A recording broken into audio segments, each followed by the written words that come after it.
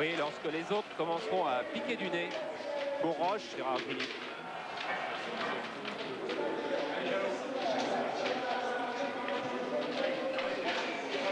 Jean-Pierre Bernès, qui a un rôle très important à l'Olympique de Marseille aussi, où il est secrétaire général. Et je n'ai pas vu sortir Jean Tigana. Non. Et comme Gérard Gilly attend, Jean Tigana doit encore être derrière. Tigana que l'on a vu relativement détendu, à la fois très concentré, mais convivial. Et voilà.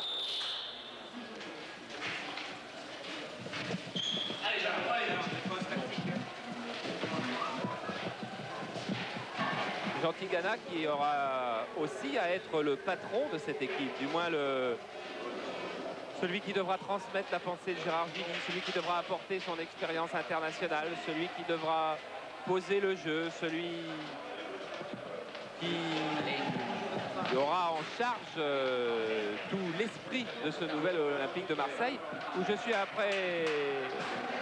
assez persuadé que l'Olympique de Marseille va être complètement différent cette année de ce qu'il était l'année dernière. Et voici l'Olympique de Lyon, donc, qui retrouve la première division après 6 ans en D2. Et une remontée orchestrée par Raymond Domenech avec une équipe jeune, renforcée, on vous l'a dit, par François Brisson, le Lavallois, qui va disputer ce soir son 386e match en première division. Et voilà sans doute l'homme le plus inquiet de la soirée. François Lemasson, qui, sachant très bien qu'il joue sa tête maintenant à chacune des rencontres, puisque les 3 gardiens, vous avez vu tout à l'heure dans le reportage de Thierry Dujon, les 2 autres gardiens sont des gardiens de très très grande valeur. Lui qui dit je suis celui à qui on ne fait pas confiance et qui joue quand même. Et Bernard Lacombe, lui, est avec Thierry Dujon. Bernard Lacombe, l'OM, c'est à nouveau une belle affiche de la D1. Vous en avez vécu pas mal sur le terrain. Comment vous allez le vivre là sur le banc de touche? Oui, il est évident que c'est quelque chose. C'est un grand événement d'abord pour l'OM qui retrouve la D1. Et ensuite, bon, Marseille, c'est le double champion. C'est tout le respect qu'on doit à une équipe comme l'OM. Le champion donc pour l'ouverture ici au stade de Gerland, rempli de 35 à 40 000 spectateurs. Comme nous l'a dit Jean-Michel Aulas, qui a le coup d'œil, 14 000 spectateurs de moyenne l'an dernier en D2. Il y a un énorme potentiel ici au niveau du public. Première journée donc du championnat, premier match sur Canal. Vous ne perdez pas les habitudes, vous qui avez un Minitel, vous pouvez poser des questions. Celui dont la question sera posée en direct à la fin du match gagnera aujourd'hui un magnétoscope. Et bien sûr, au 3615 code C+, vous pouvez également donner vos notes sur la rencontre.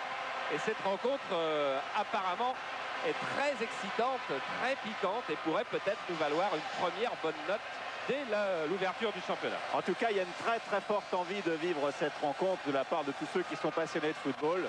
Après cette brève coupure entre la fin du championnat 89 et le début du championnat 90. Dans un instant, les 3 coups sur Canal.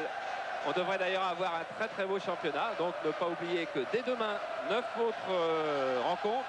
Nantes-Auxerre, Toulouse-Mulhouse, Nice-PSG, Metz-Bordeaux, Montpellier-Cannes, Racing Paris 1, Monaco au Parc, Sochaux-Brest, Lille-Caen et Toulon-Saint-Étienne. Et début de la D2 aussi, dès ce soir d'ailleurs avec Alès-Grenoble et Strasbourg-Guignon.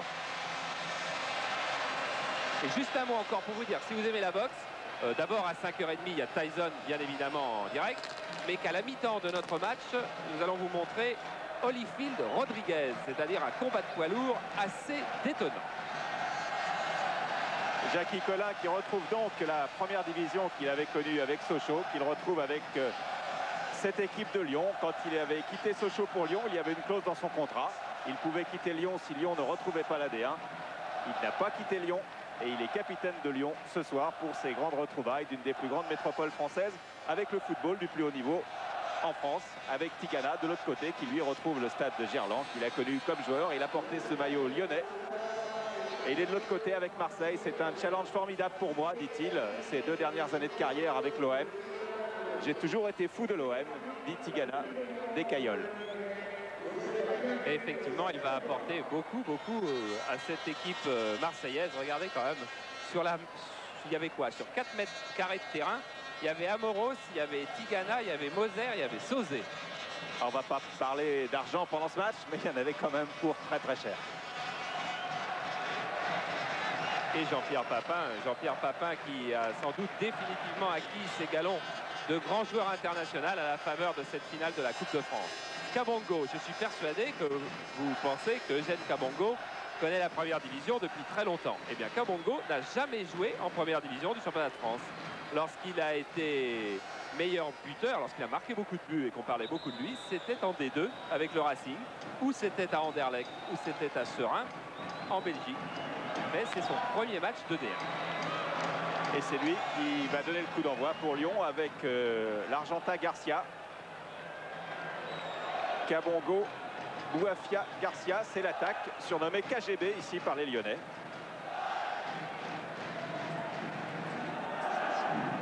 K comme Kabongo, G comme Garcia, B comme Bouafia. Ballon pour Brisson, qui est le plus expérimenté au niveau de la D1 sur le terrain ce soir. Coup franc joué rapidement. Brisson qui a cherché Kabongo. Moser touche son premier ballon dans le championnat de France. Dimeco.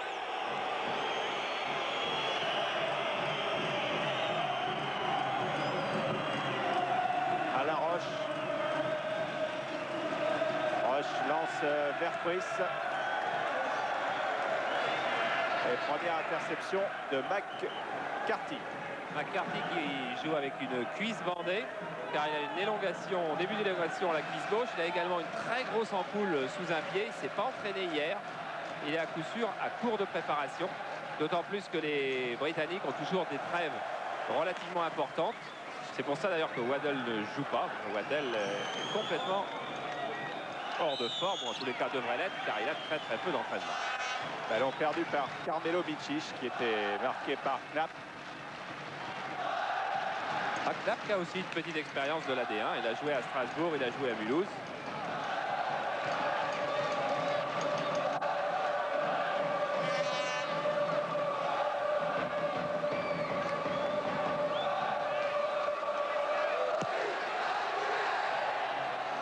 Le Masson vers Garcia.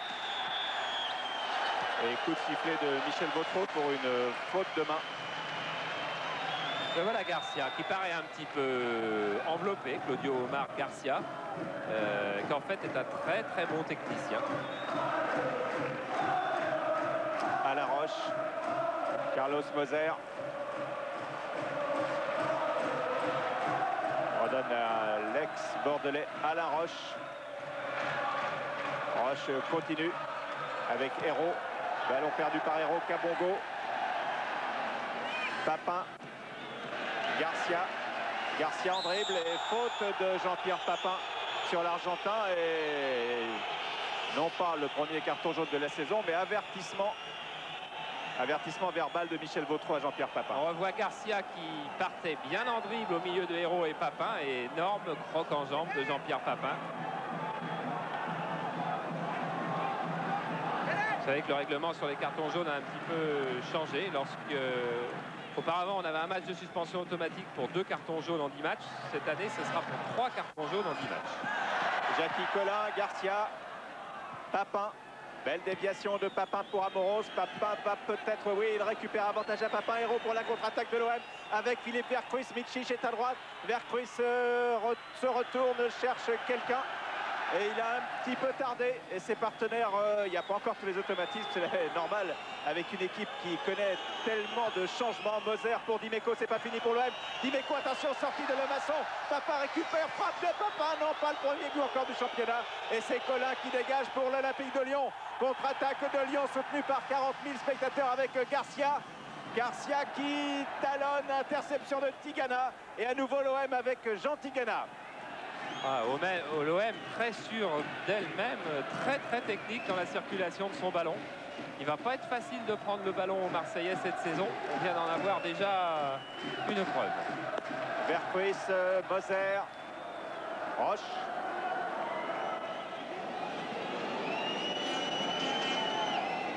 Alain Roche qui perd le ballon devant Brisson. Brisson pour Garcia, hors-jeu. Hors-jeu de Claudio Omar Garcia, l'Argentin, qui jouait à Vélez Sarsfield, club que connaissait bien aussi Carlos Bianchi. Ah, voilà le premier ralenti qui posait un problème pour le juge de touche, car le hors-jeu était d'un seul coup beaucoup moins évident. Vercruis. Vercruis passe, Vercruis à la surface, Vercruis en retrait, et but de Mikic, non, détourné. Oh, quelle occasion pour Carmelo Mikic après ce débordement de Vercruis. Olympique de Marseille vraiment très sûr de lui. Regardez, frappe de Mikic après ce rebond. Et corner tiré par Amoros, Jean-Paul, merci. Héros. Papin est parti dans le dos de la défense de Lyon. Papin tout seul. Papin lève la tête. Il a vu Moser. Il lève le maçon. Il va. Premier but de Papin de la saison. Marseille mène 1-0. JPP marque d'entrée.